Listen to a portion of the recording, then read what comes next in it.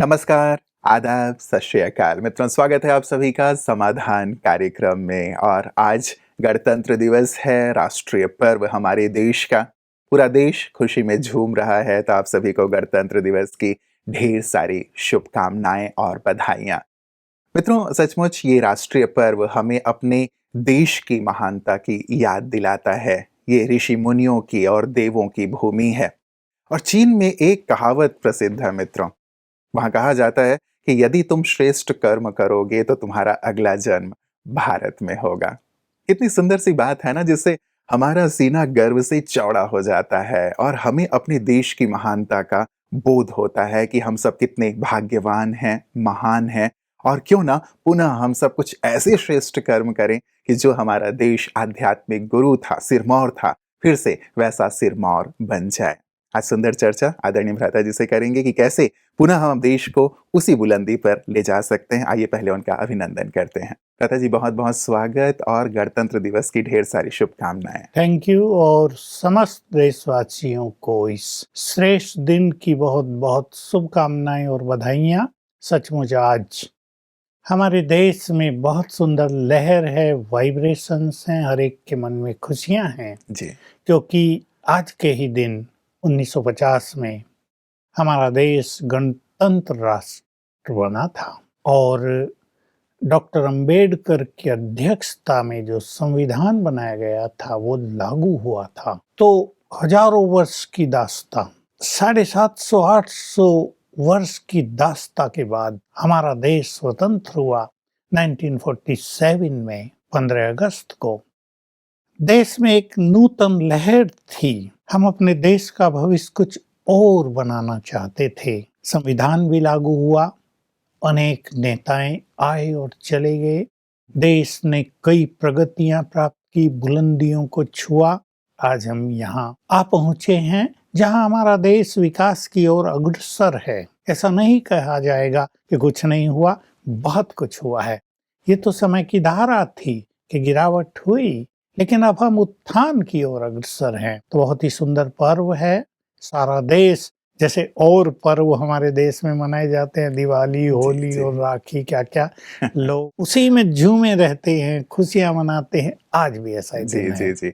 और तिरंगा हर तरफ लहरा रहा है, लोग बिल्कुल ही तिरंगे को सलाम कर रहे हैं और देशभक्ति का एक सुंदर सा जुनून और जज्बा चारों तरफ दिखाई दे रहा है। पता है जी, जहाँ से मैंने शुरुआत की थी, एक बहुत ही सुंदर सी मान्यता विदेशों में भारतवर्ष के लिए है।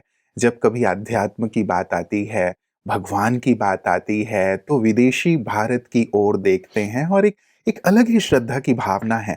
क्या है भारत भूमि में खास ऐसी बात जो सारा संसार भारत की ओर ही देखता है? मैं तो एक छोटा सा अनुभव शेयर करना चाहूँगा। हमारे यहाँ हजारों विदेशी हर वर्ष आते हैं, जी। 10,000 आते हैं। जब वो लोग भारत की सीमा में पहुंचते हैं, अब हमें अपने अनुभव बताते हैं कि सीमा में आते ही वाइब्रेशंस बदल जाते हैं। अच्छा। एक आध्यात्मिकता की लहर, एक शांति की अनुभूति और इसके साथ एक खुशी, एक खुलापन सा महसूस होने लगता है। ये सत्य है कि संसार में किसी को भी अगर सत्य ज्ञान चाहिए तो भारत में ही आता है। अगर किसी को शांति का मार्ग चाहिए वो भी भारत में आता है। और अगर किसी को भगवान की खोज हो वो भी टिकट यहीं का खरीदता है। सच है ये। कितनी तो बड़ी बात है हाँ, भारतवर्ष के तो लिए। आते हैं लोग, हमें बताते हैं हम जी। भगवान की खोज में थे, भारत में घूमे। जब ब्रह्मा कुमारी में आए तब शांति प्राप्त हुई, लक्ष्य मिल गया, हुँ। प्रभु प्राप्ति हो गई। तो सच तो ये है इसके पीछे कि ये भारत जैसे देवभूमि है। श्री राम, श्री कृष्ण, अनेक देवी देवताएं यहाँ रहे। उनकी ये जन्म भूमि, कर्म भूमि रही। यहाँ के मनुष्यों में देवत्व भी था और अब भी है। ये भगवान की भी जन्म भूमि और कर्म भूमि है। यहीं पर भगवान अवतरित होते हैं। देखिए, भारत में तो अनेक अवतारों का गायन है, उस चर्चा में तो हम नहीं जाएंगे। किसी और देश में भगवान के आगमन की कोई चर्चा ही नहीं है। तो ये भारत इसलिए महान है, यहाँ भगवान के कदम पड़ते हैं, उसकी दृष्टि पड़ती है। यहाँ अनेक संत महात्मा योगी पुरुष रहे हैं, सदा ही रहते हैं। जी। उनके वाइब्रेशन से ये देश महान बना रहा है। सचमुच भारत की ये महिमा सुनकर मन बेहद आनंदित होता है और आज सभी आनंदित हो ही रहे हैं। ये आनंद हमेशा कायम रहे, ऐसी हम कामना करते हैं। भ्राता जी, कुछ लोगों ने आज गणतंत्र दिवस है तो अपनी शुभकामनाएं भी भेजी हैं। हमें अमित जी लिखते हैं कि freedom in the mind, strength in the words, pureness in our blood, pride in our souls, zeal in our hearts, let's salute our India on Republic Day। तो इन्होंने सभी को अपनी तरफ से शुभकामनाएं दी हैं भ्राता जी, और बहुत सारी मैसेजेस हैं, सभी तो मैं नहीं पढ़ पाऊंगा। एक और मैसेज हमें तृप्ति जी ने भेजा है मुंबई से। ये कहती हैं कि मेरे देश का मान हमेशा बनाए रखूंगी, दिल तो क्या जान भी इस पर निछावर करूंगी, अगर मिले मौका देश के काम आने का तो बिना कफन के ही देश के लिए सो जाऊंगे। तो देशभक्ति का सुंदर जज्बा भ्राता जी आज के दिन सारी तरफ ये लहर ही रहा है। लेकिन ये वाली जो लहर है भ्राता जी, एक थोड़ी सी मन में भावना रहती है, जैसे आज 26 जनवरी को या 15 अगस्त को जो एक जुनून होता है, ये सारी वर्ष कैसे रहे और कैसे हम क्या करें। करना तो बहुत कुछ चाहते हैं, लेकिन करें क्या, वो कई बार समझ में नहीं आता। बहुत अच्छी बात इसने लिखी है तृप्ति ने। मैं थोड़ा सा जोर देना चाहता हूँ हमारे हर युवक को, विशेष रूप से नई पीढ़ी को, ये जज्बा, ये श्रेष्ठ संकल्प रहने ही चाहिए कि हमें भारत को पुनः विश्व गुरु बनाना है, महानता के शिखर पर ले जाना है। हमारे प्रधानमंत्री ने भी ये नारा दिया है और निश्चित रूप से ये क्षमता हमारे देशवासियों में है, क्योंकि कोई एक व्यक्ति ये काम नहीं कर सकेगा। पहले तो सभी को भौतिकता के साथ आध्यात्म को भी अपनाकर अपने चित्त को खुशी, प्रेम, शांति, सद्भावना, इन सब से भर देना चाहिए। हर व्यक्ति यदि अपने घर में प्रेम की गंगा बहाने लगे, यदि खुशियों का माहौल बना ले, यदि अपनत्व की भावना को जागृत कर ले, ये स्वार्थ, ये तेरा मेरा, संपत्तियों की लड़ाई झगड़े, डिवोर्स, ये सब खत्म हो जाएंगे। और जब घर घर मंदिर बन जाएगा तो देश महान तीर्थ, लाइट हाउस और विश्व गुरु बन जाएगा। हमें सभी को इसमें योगदान देना है। देखिए, ये केवल राजनीतिक नेताओं के बस का काम नहीं है, इसमें हर मनुष्य को भागीदारी निभानी पड़ेगी। तो बहुत अच्छी बात है, हम सभी पुनः आध्यात्म का पथ अपनाएं, अपने चित्त को, विचारों को शुद्ध करें। यही सच्चा बलिदान, यही सच्चा योगदान देश को होगा। मर मिटने की बात ही नहीं, विकारों को मार देने की बात है, अपने अहम को मार देने की बात है। हम शिखर पर अवश्य पहुंचेंगे। ये एक सुंदर सी गहन सी बात आपने कही है। हमारे सैनिक तो सरहद पे अपनी जान देते हैं देश की रक्षा के लिए, लेकिन हम भी अपनी कुर्बानी इन विकारों की कुर्बानी दे करके कर सकते हैं। भ्राता जी, आध्यात्मिक गुरु की बात आपने कही और सदियों से ये बात मानी ही जाती है कि भारत आध्यात्मिक गुरु था, फिर से हमें बनाना है, यह हम सब सोचते हैं। लेकिन जब आध्यात्म की बात आती है तो क्या करें एग्जैक्टली? जैसे आपने कहा घर घर को मंदिर बनाएं, विकारों का अंत करें, लेकिन उसकी विधि क्या हो, हम करें क्या, ये थोड़ा प्रकाश। हाँ, बहुत ही अच्छी बात है, गुड क्वेश्चन है। हमारे देश में गुरुओं की कमी नहीं है जी, भक्ति पूरे जोर शोर से चल रही है, बिल्कुल। मंदिरों का निर्माण हो रहा है, और ऐसा भी नहीं लोग भक्ति नहीं कर रहे हैं। कुछ श्रद्धा पूर्वक कर रहे हैं तो कुछ कर रहे हैं। लेकिन अध्यात्म का अर्थ होता है आत्मा को जानना, स्वयं को जानना, अपने परम पिता को जानना, अपने अंदर छुपे हुए देवत्व को जागृत करना, आत्मा का जो असली स्वरूप है, उसके जो असली गुण हैं, उन्हें जीवन में धारण कर लेना। केवल फिलॉसफी नहीं, केवल ज्ञान नहीं, लेकिन उसको अपने प्रैक्टिकल जीवन में ले आना, ये अध्यात्म है। और इसके लिए आवश्यकता है कि हम अपने परमपिता से जुड़ें।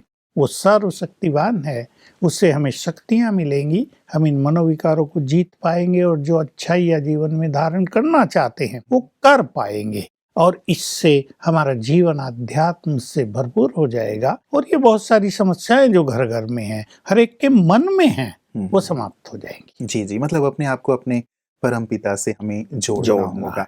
भ्राता जी, कई बार लोग आध्यात्म की ओर इसलिए भी नहीं बढ़ते क्योंकि उन्हें लगता है कि यदि हम आध्यात्मिक हो जाएंगे तो लौकिक अपने संसार में, अपने कारोबार में ध्यान नहीं दे पाएंगे। तो क्या इसका अर्थ ये है कि आध्यात्म मतलब संसार से, अपने कारोबार से निवृत्त हो जाना, अलग हो जाना? एक्चुअली ये नहीं है, इसको संन्यास कहते हैं। वो कुछ लोग कर सकते हैं, जो धर्म का काम करेंगे या धर्म का उस तरह प्रचार करेंगे, लेकिन आध्यात्म तो जीवन से जुड़ी हुई एक सत्यता है, वो गृहस्थ से जुड़ी हुई एक सत्यता है, वो कर्म योग से जुड़ा हुआ एक पहलू है। उसमें ना हमें कर्म छोड़ने हैं ना गृहस्थ छोड़ना है। छोड़ना उन बुराइयों को है जो गृहस्थ में विष घोल रही हैं, छोड़ना उन बुरे संस्कारों को है जो हमारे जीवन को बहुत कटुता की जैसे जहरीला बनाते जा रहे हैं, एक विकारों की अग्नि प्रज्वलित करते जा रहे हैं। उन चीजों को छोड़ना है तो हमारे अंदर डिविनिटी आ जाएगी और हम सच्चे अध्यात्म से जुड़ जाएंगे। और ये बिल्कुल सहज है, गर्भस्थ में रहते ही ये सब किया जाता है। जी, जी। मतलब इसके लिए कुछ छोड़ने की आवश्यकता नहीं होगी। पता जी राष्ट्रीय समस्याओं की यदि बात करें, चलिए अध्यात्म सबको दूर करेगा, निर्मूल करेगा, लेकिन कैसे, इस पर भी मैं थोड़ा प्रकाश चाहूँगा। आज धार्मिक कट्टरता थोड़ी बढ़ती जा रही है, यदि राष्ट्रीय स्तर पर देखा जाए तो। सांप्रदायिक दंगे कई बार हो जाते हैं या कोई अपने धर्म को श्रेष्ठ बताता है, कोई अपने धर्म को। तो यहाँ राष्ट्र गौड़ हो जाता है और धर्म आगे आ जाता है। तो ये जो आपसी द्वंद्व है, राष्ट्र को बहुत नुकसान होता है। क्या आध्यात्मिक सुझाव आप देंगे ताकि आपस का प्रेम, शांति या एकता बनी रहे? देखिए, धर्म को जो यथार्थ रूप से जानते हैं, दोनों में जो कुछ लोगों में कट्टरता आ गई है, उसके कुछ कारण अवश्य हैं। अब दोनों को ही सॉफ्ट होना चाहिए। धर्म ग्रंथों के जो मूल सिद्धांत हैं, जैसे हम सब रूहें हैं, आत्माएं हैं जी, उसको हम प्रैक्टिकल जीवन में अपना लें। जब सभी आत्माएं हैं, सभी रूहें हैं, तो घृणा किससे? जब सभी ब्रह्म के स्वरूप हैं, वो किसी भी धर्म के हों, फिर निगेटिविटी किस लिए? उस पर हम अब नहीं जाएंगे, पर हम ये संभाव उन्हें अपनाएं। और सभी धर्म ग्रंथों में, सभी धर्मों में देवत्व को जागृत करने की ही बात है। भाषा अलग है, मान्यताएं थोड़ी अलग हैं, पर है यही कि इंसान सच्चा इंसान बने, वो खुदा से जुड़े, वो भगवान से जुड़े, वो उसका सच्चा सपूत बच्चा बन जाए। उसको मालिक भी कहते हैं तो उसके आज्ञाकारी बन जाएं। अगर हम ये करने लगें तो ये कट्टरता समाप्त हो सकती है। तो बस ये सीधा सा एक इसका सॉल्यूशन है कि धर्म ग्रंथों में जो सुंदर बातें कही हैं उसको हम जीवन में लाएं। बिल्कुल। और व्यक्तिगत रूप से शायद इसकी ओर बढ़ने की आवश्यकता प्रतीत होती है बेहतर जी। कई लोग कुछ ऐसे जो कट्टर नेता हैं उनकी ओर देखते हैं या उनकी बातों पे आ जाते हैं और ये जो एक वैमनस्य की बात है वो शुरू हो जाती है। मैंने ये देखा कि मुस्लिम धर्म में भी और हिंदू धर्म में भी ऐसे बहुत सारे धर्म नेता हैं जो बहुत स्वीट हैं एक दूसरे के लिए, जो एक दूसरे की मान्यताओं को, उनके धर्म को, उनके धर्म ग्रंथों को बड़ा सम्मान देते हैं। पर दोनों ही तरफ कुछ कट्टर लोग भी हैं जो कड़वाहट पैदा कर देते हैं। मैं देश के हित में सभी को कहूँगा कि जब हम सबको रहना यहाँ है तो क्यों न प्यार की गंगा बहाएं, क्यों न एक दूसरे के लिए सद्भावनाएं पैदा कर लें। रहना यहाँ है ना, कोई किसी को अलग कर ही नहीं सकता, सब यहीं के वासी हैं। तो बहुत प्यार से आत्मिक स्वरूप में स्थित होकर, आत्मिक भाव रखते हुए हम यहाँ रहेंगे तो सचमुच दोनों संप्रदाय मिलकर और भी जो छोटे छोटे हैं सब मिलकर इस देश को सर्वोच्च शिखर पर ले जाएंगे। बिल्कुल। और जब तक एक नहीं होंगे तब तक ये जो देश के विकास की बात है वो नहीं हो पाएगी। और वैसे हम लोग नारा तो लगाते हैं कि हिंदू, मुस्लिम, सिख, ईसाई आपस में है, भाई भाई। आपने सुंदर बात कही कि अब इसे स्वरूप में ले आए, जीवन में ले आए। एक बड़ी सी समस्या बेहतर जी और दिखाई देती है। आजकल जो आर्थिक असमानता की बात चल रही है, आरक्षण की बात चल रही है कि भाई कोई ऊपर है, कोई नीचे है, उसके कारण भी एक संघर्ष की स्थिति दिख रही है। गरीबी है या जनसंख्या विस्फोट है, यहाँ क्या अध्यात्म कुछ मदद कर सकता है देश के बिल्कुल। लोगों की? देखिए, ये सब चुनाव के लिए होता है, हम सब जानते हैं। देशवासियों को कुछ ना कुछ फायदा भी इससे मिलता है। लोग खुश होते हैं कि जब चुनाव आते हैं कई चीजें ठीक तो हो जाती हैं, कम से कम हमारी सड़कें बन जाती हैं। लेकिन रहता है जी, कम से कम देश की यदि बात करें तो फिर देश हित में शायद ये निर्णय नहीं होते। हाँ, देश हित में एक्चुअली होते नहीं, इसके पीछे कहीं ना कहीं स्वार्थ छिपाए रहता है और लोग ये सोचते हैं वो स्वार्थ भी आजकल जरूरी है। पर आध्यात्मिक शक्ति अगर हमारे नेताओं में हो जाए तो शायद इस चीज की जरूरत ही ना हो। उन्हें लोग देवता मानकर वोट तो सारी उनको ही दे देंगे, इसलिए इन चीजों की जरूरत ही नहीं रहेगी। और सच्ची बात यही, जो श्रेष्ठ कार्य करता है, जो सबका कल्याण करता है, जो सबका सोचता है, उसको सब जानते ही हैं। अगर हम अध्यात्म को भी इन सब से जोड़ दें, नेता वही है जो सच्ची नीतियों का आचरण करे, जिसका अपना जीवन भी आदर्श हो। हमारे देश में ऐसे नेता थे शुरू में जब देश स्वतंत्र हुआ, फिर से वैसे ही नेता बन जाएंगे, हमें पूर्ण विश्वास है, और देश की ये सभी समस्याएं भी समाप्त हो जाए। एक बात आपने कही रहता जी कि सब आध्यात्मिक हो जाए तो सुंदर हो जाएगा। तो कई बार लोग प्रश्न करते हैं कि जो ये आध्यात्मिक लोग हैं, जो बहुत अच्छे विचारों के हैं, वो लोग राजनीति में क्यों नहीं आ जाते ताकि देश ठीक-ठाक हो जाए? नहीं, बिल्कुल ठीक विचारधारा उनकी, लेकिन ऐसे लोग तो कभी-कभी वोट देने भी नहीं जाते। वो सोचते हैं किसे दें, सब तो ऐसे ही हैं। और ये हमारा सिस्टम थोड़ा-सा बिगड़ गया है कि इसमें अच्छे लोग जाना ही नहीं चाहते। कोई डर्टी राजनीति हो गई या अनेक बातें हो गई। खैर, ये सब अब सुधरेगा। ये सब एक सुंदर स्थिति की ओर चलेगा।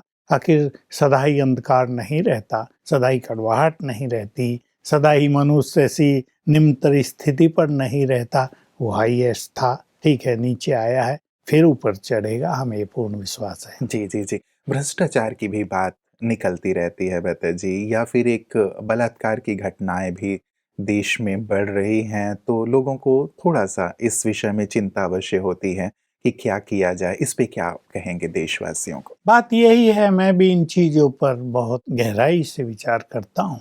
हमारे प्रधानमंत्री ने भ्रष्टाचार को रोकने का बहुत प्रयास किया है, लेकिन जो लोग हैं वही इसमें डूबे हुए हैं तो उनको ये कठिनाई होती है। अगर लोगों का भी सहयोग मिल जाए उन्हें, तो इसको दूर करना कठिन काम नहीं है। लेकिन सिद्धांत यही है, जब तक मनुष्य भ्रष्टाचारी नहीं बना, तब तक भ्रष्टाचार को समूल नष्ट नहीं किया जा सकता। इसलिए अध्यात्म के द्वारा हम मनुष्य को श्रेष्ठाचारी बना रहे हैं। हम लोगों का यही कर्तव्य है।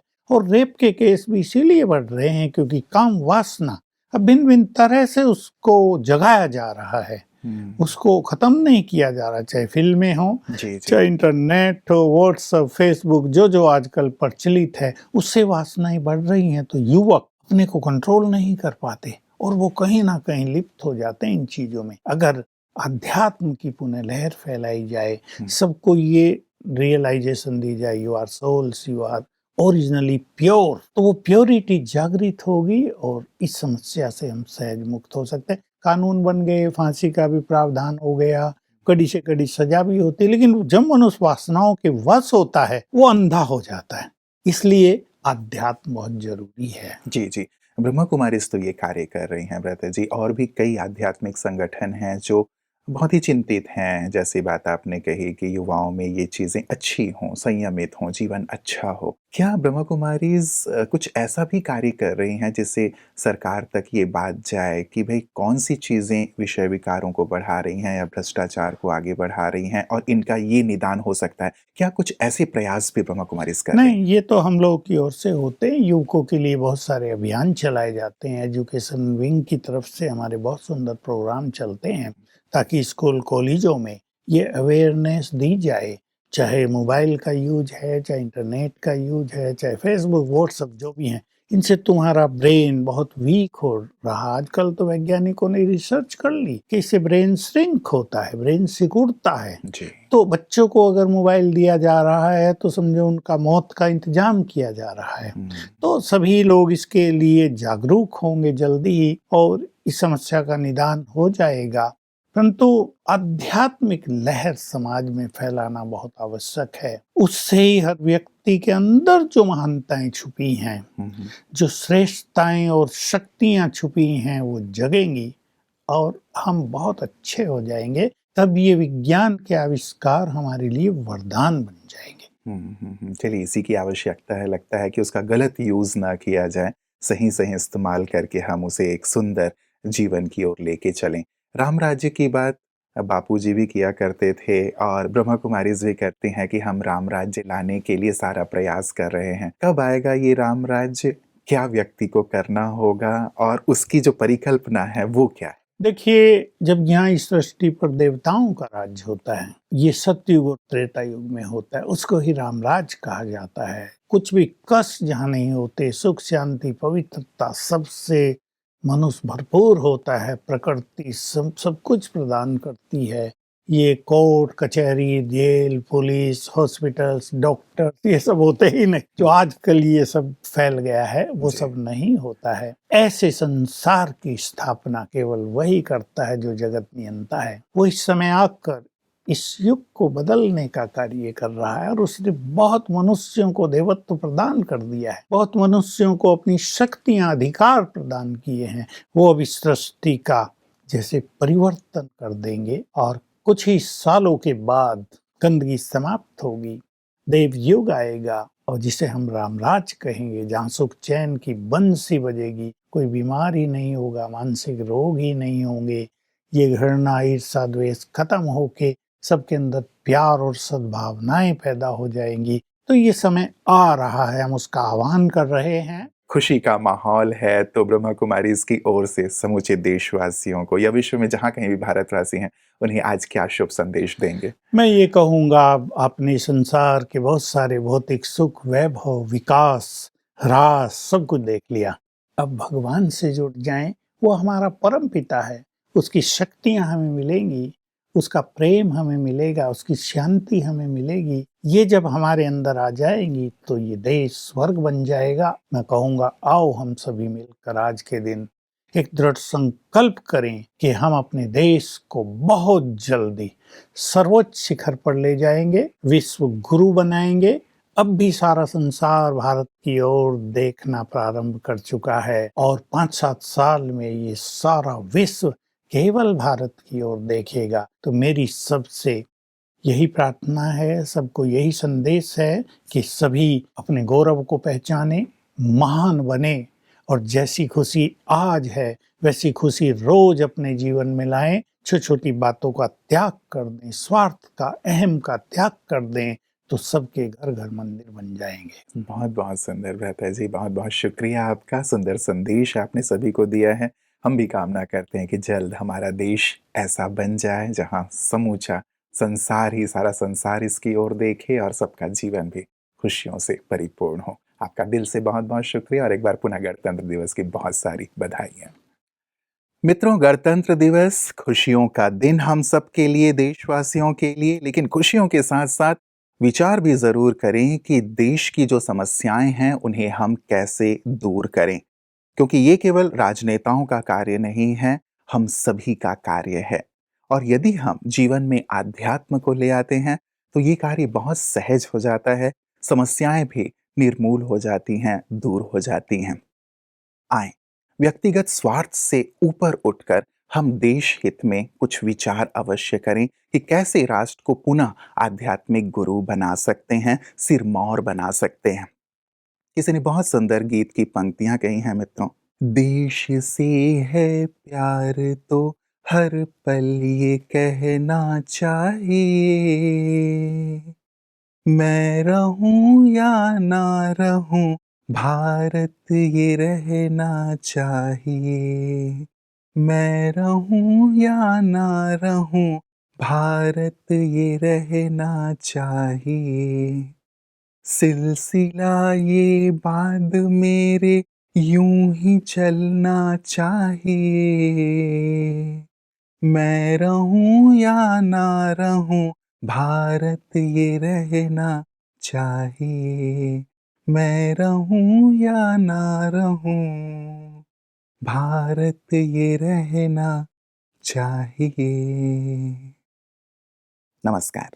धैर्य और दृढ़ मनोबल से कर दे तू पल भर में मुश्किलें आसान, कथनी समकरनी के पावन जल से स्वर्ग बन जाएगा सारा ये जहान, सारा ये जहान। कहता है ये समाधान समाधान।